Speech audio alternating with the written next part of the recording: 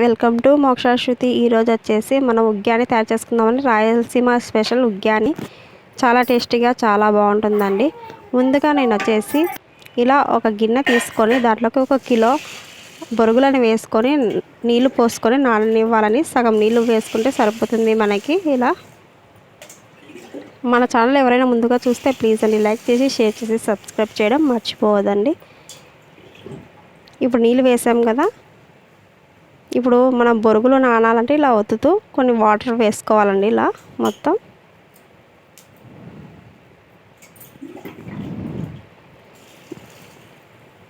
ఇలా కొన్ని నీళ్లు పోసుకొని బొరుగులు నాననివ్వాలి.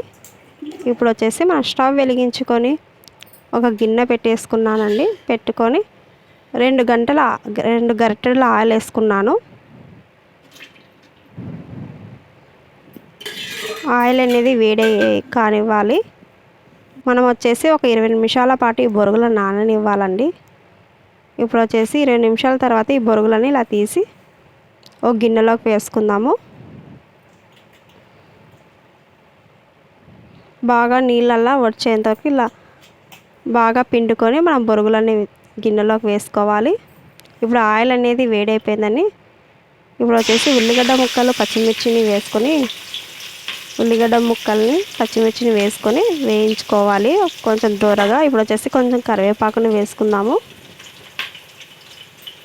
ఒకసారి కలిపి కొద్దిసేపు వేగనిద్దాం. ఇప్పుడు వచ్చేసి ఒక చిన్న స్పూన్ అంతా పసుపును వేసుకుందాము. ఒకసారి కలుపుకుందాము ఇలా. తర్వాత వచ్చేసి మనం ఒక గిన్నెలో తీసి పెట్టుకున్నాం కదా బొరుగులని, దానిలోకి మిక్సీ పట్టుకున్న పప్పుల పొడిని వేసుకుందాము. పప్పులని మిక్సీ వేసుకొని ఇలా పొడిలాగా చేసుకోవాలి. ఒకసారి ఇలా కలిపేసుకున్న తర్వాత ఈ తిరువాతలోకి టమాటా ముక్కల్ని కూడా వేసుకోవాలి.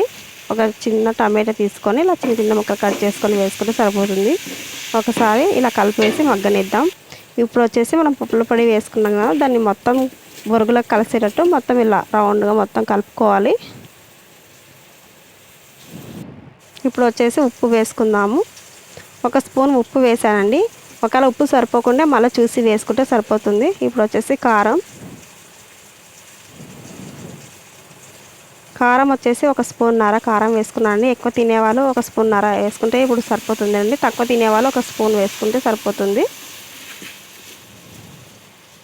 తర్వాత వచ్చేసి ఈ బొరుగులను వేసేసుకుందాం. మనం పప్పుల పొడి కలుపుకున్నాం కదా బొరుగులని, ఆ బొరుగులను వేసుకొని ఒకసారి బాగా కలిపేసుకుందాం.